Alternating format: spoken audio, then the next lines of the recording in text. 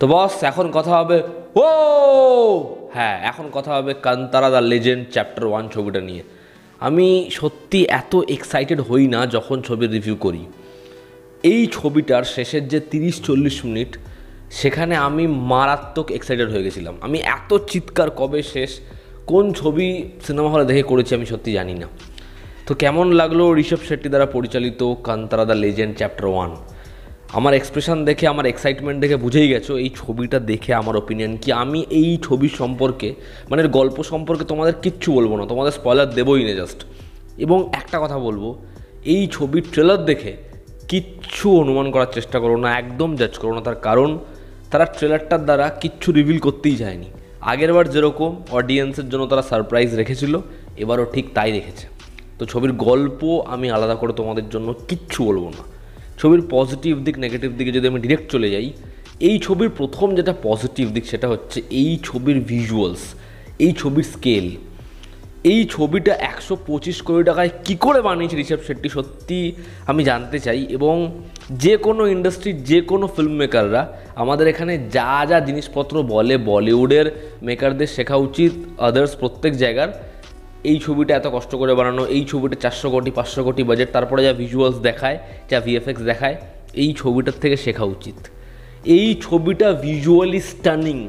ছবিতে war sequence যেরকমভাবে দেখাচ্ছে সেটা উড়িয়ে দেবে তোমাকে। প্রথমবার যখন জঙ্গলে অ্যাট্যাক হবে বা বাঘের যে সিকোয়েন্সটা বা ছবির একদম শেষের যে 15-20 মিনিট যেরকমভাবে ডিজাইন করেছে, অপূর্ব। তোমার চোখ জাস্ট স্থির হয়ে যাবে যে কি দেখছি এটা। একটা রথের সিকোয়েন্স রয়েছে, খালি ওটা স্টেজিং দেখো, উড়িয়ে দিয়েছে ভিজুয়ালি। এই ছবিটা ব্যাপক। রাতের দৃশ্যগুলোকে যেরকমভাবে দেখিয়েছে, সেখানে চাঁদ রয়েছে, একটা কুয়ো, নিচ থেকে শট ঝাঁপ দিচ্ছে, অপূর্ব অপূর্ব ভিজুয়ালি ব্যাপক। লাইটিং যেরকম কালার হয়েছে দারুণ। এবং ভিএফএক্স ঠিক জায়গায় ঠিকভাবে তারা পয়সা খরচা করেছে। ইন্টারমিশন ব্লকের ঠিক একটু আগে ওই যে ফেস অফের সিকোয়েন্সটা তোমরা দেখে বলো এই ছবিটা কি করে এই টাকায় নির্মাণ করা যায়। সেকেন্ড পজিটিভ দিক হচ্ছে এখানে ঋষভ শেট্টির ব্যাপক পারফরমেন্স। ঋষভ শেট্টি একটা ইনস্টিটিউট, সে যে লেভেলের পারফরমেন্স এই ছবিতে দিয়েছে উড়িয়ে দেবে।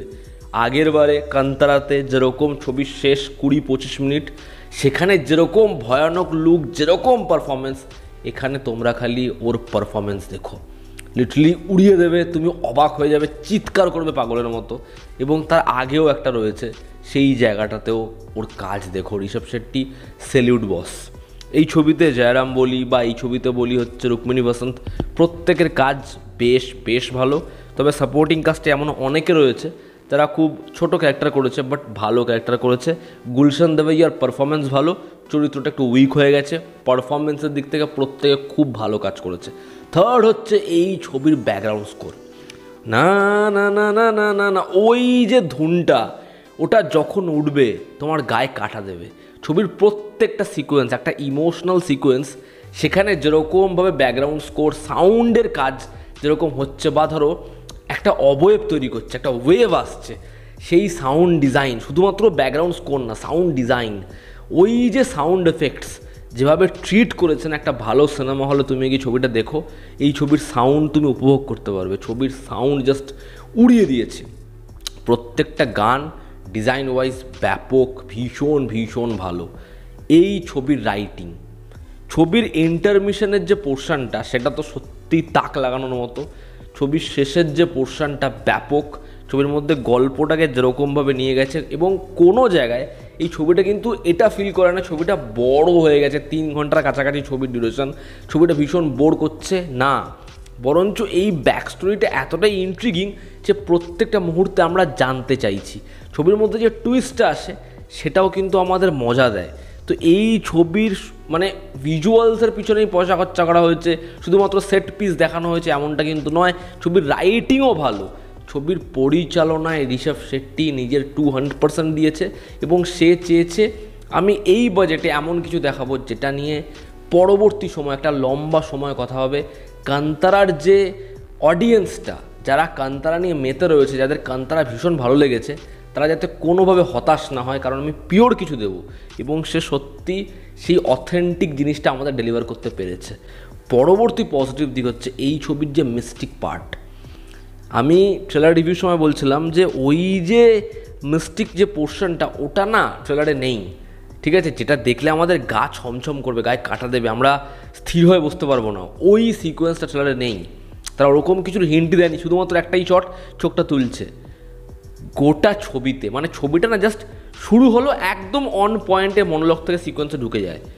গোটা ছবিতে যতগুলো ওরকম সিকোয়েন্স রয়েছে, যেভাবে সিকোয়েন্সগুলো আসে, ইন্টারমিশনে হোক, ক্লাইম্যাক্সে হোক, ছবির সেকেন্ড হাফের মিড পোর্শনে হোক, প্রত্যেকটা জায়গা ব্যাপক। এরকম ধরনের ছবির ক্ষেত্রে ম্যাক্সিমাম যেটা হয়ে থাকে, যে কারণে সিকুয়েল ফেল করে বা যখন একটা বিশাল বড় গ্র্যান্ডার ধরতে চায় সেকেন্ড পার্টে থার্ড পার্টে, সেটা ব্যাটে বলে হয় না, বা বড় তো হয়ে গেল ছবিটা, ইমোশনালি ছবিটা ব্লাইন্ড।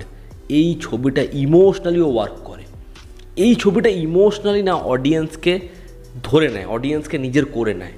এবং এখানে যেরকমভাবে হিরোইজমকে দেখিয়েছে, এখানে যেরকমভাবে ওদের কালচারকে দেখিয়েছে, সেটাকে যেরকমভাবে সেলিব্রেট করেছে, এখানে এই যে এতগুলো এদের মধ্যে বিজনেস কীভাবে হচ্ছে, এরা কীরকমভাবে এক্সপ্যান্ড করলো, এদের রণনীতি কী, এদের দলটা কীরকমভাবে চলে, আরও একটা প্রজাতি রয়েছে তারা কীরকম, এই প্রত্যেকটা ডিভিশন এত ডিটেলিংয়ের সাথে দেখিয়েছে পরিচালক, ব্যাপক। সেকেন্ড হাফ ছবির জাস্ট এই লেভেলে হয়ে যায়। হ্যাঁ, ফার্স্ট হাফে কিছু ইস্যু আছে, সেকেন্ড হাফে ছবিটা এই লেভেলে চলে যায়। Overall Kantara the legend chapter 1 একটা চুমু ছবি হয়েছে, ভীষণ ভীষণ ভালো একটা ছবি হয়েছে।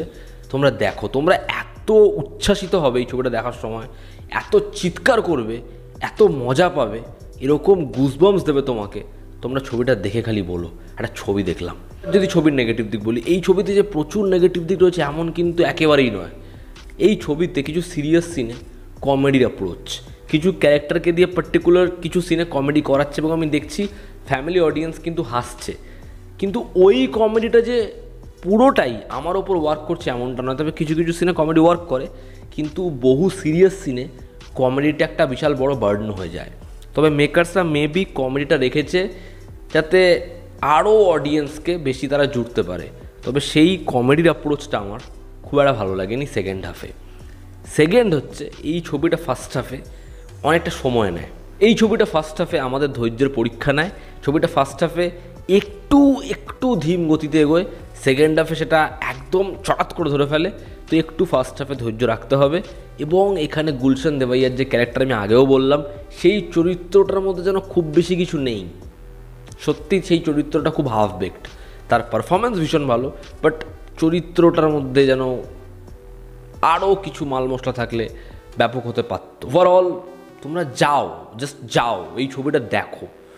এই ছিল আমার ওপিনিয়ন। তোমরা যারা দেখে নিয়েছো অলরেডি, তোমাদের কেমন কী লেগেছে জানিও। জনতা আমাদের পাশে আছে, আবার দেখা হচ্ছে। Take care.